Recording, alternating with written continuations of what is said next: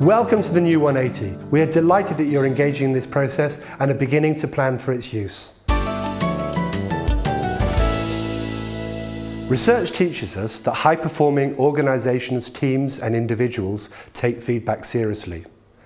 They use it to review what they're doing well so they can maintain those things and keep doing them right.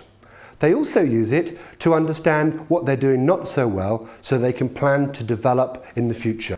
I welcome your use of 180 for that same reason. This will allow you an opportunity, both as individuals and as country teams, to review what's doing well and congratulate yourselves for that, and also to review the areas of both individual and team performance you need to take a look at and develop. So why is 180 valuable?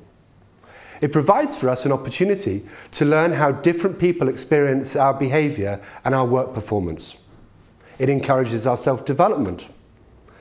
It takes an organisational view about performance and organisational effectiveness so we can plan across the organisation what we need to change and develop. It promotes an open feedback culture, and that in itself increases communication. And it can be a powerful trigger for change. Feedback has been described as the breakfast for champions, simply because champions and high-performing leaders are known to seek, value and most importantly to use feedback. You have the opportunity to do the same, to give feedback to your colleagues and to take the responsibility to give them feedback in a way that will allow them to understand what they can do differently and also to praise them for what they do well. Similarly, you have responsibility to receive feedback and to be seen to do something with it. So let's discuss best practice so we can get the best out of 180. Firstly, we need to welcome 180 and encourage others to welcome it also. We should sit down together and discuss our expectations of the process and also discuss any concerns we have.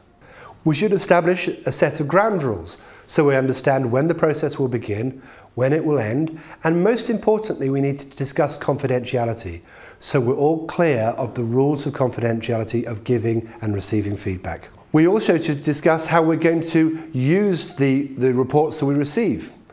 We need to plan some time to sit down and discuss particularly the team report when we finish the process and to discuss how we're going to develop as a team. This is the second generation 180, which has been designed with assistance from many of you and which takes into consideration all the feedback that was gathered at the end of the last 180 process. You will find the new 180 easy to navigate and you will find a lot of the data already pre-populated. There are, however, some significant changes which I need to address with you.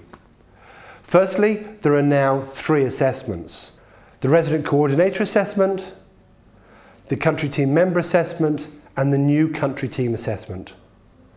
The resident coordinator and the country team member assessment are based on competencies.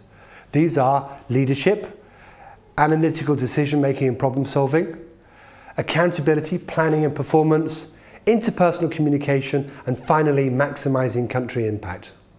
The team profile is different. The team profile explores the 5 characteristics of high performing teams. They are having clear, common and shared goals, having a positive team culture, having transparent group dynamics, having ambition, and finally acknowledging others and their skills. You will find that each of the competencies and the attributes in the team study are broken down into key behavioural indicators. This will make it easy for you to give good, clear and concise feedback to your colleagues. You'll also be given the opportunity to write any comments you have at the end of each sequence. We would encourage you to do so. You'll be asked to give feedback to each of your country team members and your resident coordinator, and each member will also be asked to give you feedback. You will do the team study only once. The rating scale is also new, offering you opportunity to give your colleagues good, clear, solid developmental feedback. You'll find the rating system easy to understand as it follows 5 key steps. The steps are needs development, needs minor development, performing inconsistently, performing and exceeding. Let me take you through these. If you score somebody needing development, you're indicating that in this area of the competency, the person needs to understand that he or she needs to take a serious view of what they need to learn or understand about this particular area. If you score them in minor development, it indicates that although they seem to know something about this area of competence, they still also need to concentrate on their own development. Performing inconsistently indicates that you understand that your colleague knows what to do, but his or her performance in that particular competence may be inconsistent or not complete. Performing indicates that you see your colleague performing this competence routinely all the time. And finally, if you score somebody exceed, you're saying to this person, congratulations, you are a role model in this area. You are performing and you exceed performance routinely in this competence or this competency indicator. If you genuinely have no experience of a person in a competency or a competency area, please tick no opportunity to observe. This, however, we would encourage you to use sparingly. Once you have a clear and thorough understanding of the process, you're now ready to prepare yourselves to rate others. Remember, you're going to rate each individual separately, as each individual is unique and deserves your unique attention. You'll be asked to rate every active member of your country team, so please ensure that you set aside sufficient time to make sure that you give everybody the value of your feedback. But there are a couple of pointers to remind ourselves when we start to rate people. Firstly, consider our mindset. Are you in the right mindset to rate somebody? If you're cluttered or you're very busy in your head, you're not ready to rate somebody. So consider whether you're sufficiently relaxed to do a good job. Consider your attitudes, both positive and negative, because extreme negative and extreme positive attitudes can block your powers of objective assessment. Do you believe in yourself sufficiently as an assessor? Because believe me, your powers of assessment are extremely valued. Believe in your power of assessment. Consider also the United Nations values as you rate others. Review the values and consider, am I using these values as I rate other people? And finally, consider history. Please rate other people as you currently experience them, not as you've experienced them in the past, maybe many years ago, or maybe in another country team, but as you've been experiencing them in the last 6 months. This way, you'll be able to give them a clear picture of their performance. Remember, we're rating people as they are now, not as they were or as they should be, but only as they are now. In reviewing your data, please be mindful of the reactions that you can have towards this. We call this SARA, S-A-R-A. S stands for shock. Some people are shocked by what they receive, and in being shocked, they stop listening to the data that they've been given. Anger. Some people get angry about the data, and again, being angry doesn't help you plan your development. Rejection. Some people find very many excuses to stop reading the data and stop listening to what it's saying to them. Please don't reject the data and accept that everybody that's given you feedback has given you feedback honestly and with care and concern for your development. That'll help you move into the final phase, which is acceptance. Please accept the data you've been given and use it to plan your development for yourself and for your team. Once you've all completed the 180 process, you're now ready to receive your reports. Each of you will receive your own individual report, and you'll all get a copy of the country team report. Your reports will be available for you online. You'll be able to download them, and you'll also be able to keep them on your own private area of the website, which will be there year on year for you to review. Study the data carefully, but be aware. Make sure first that you look for all the good points. Make sure you study all the scores you got in performing and exceeding, and congratulate yourselves for getting those. These are areas where your colleagues are indicating that you are doing extremely well, and so you are. Once you've been able to connect with the stuff that you do well, then start to review the areas of your study that you need to improve upon. And be sure to understand these carefully. As people have given you feedback, they've also had opportunity to write comments. Study those comments carefully and consider how you relate to those comments as you read them. Look for gaps. Look for widespread data which indicates that other people see you differently. Look for the highs and lows and carefully study your feedback to get a true picture of yourself that you understand and you are prepared to take into your future.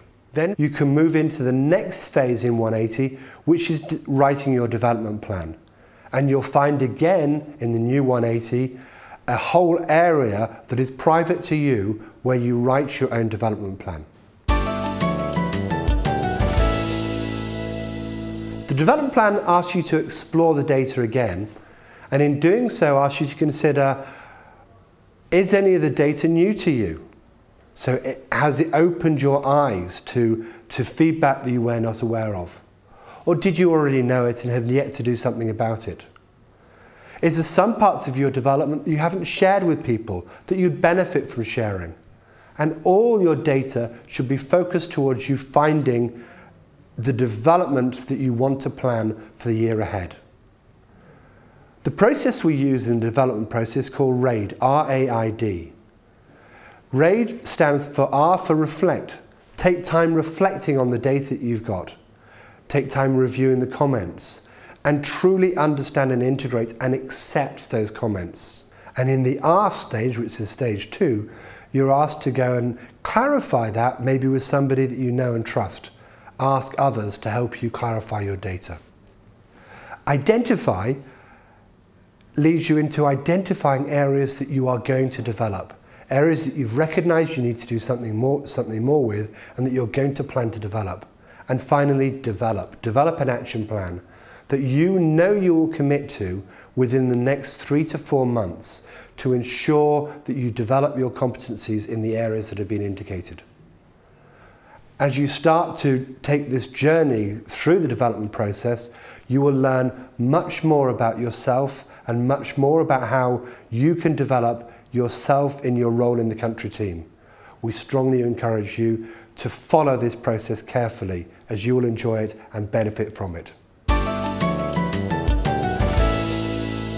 You will also receive a copy of your country team report, which covers those 5 key attributes of clear common goals, positive culture, transparent group dynamics, ambition, and finally acknowledging others and their skills. It also, interestingly, integrates the data from all of your individual reports and shows the competency spread across your whole country team. You should sit down together as a team and review all the data in your team report. This should really help you plan your development. You should look at the things you're pleased with and also plan to change the things that as a group you now understand you need to develop. You should end by developing a team action plan just as you've done with your own individual reports. Having done this, you are now at the end of the 180 process until the next year. The new 180 allows you to review your reports year on year and to track the development you have made both as individuals and as teams. Remember to do so and to celebrate the improvements that you have made. When Muhammad Ali was asked why he said, "I am the greatest," many years before he said, "I was painting my future history." I encourage you to paint your future history as individuals and as teams and to be the best you can be.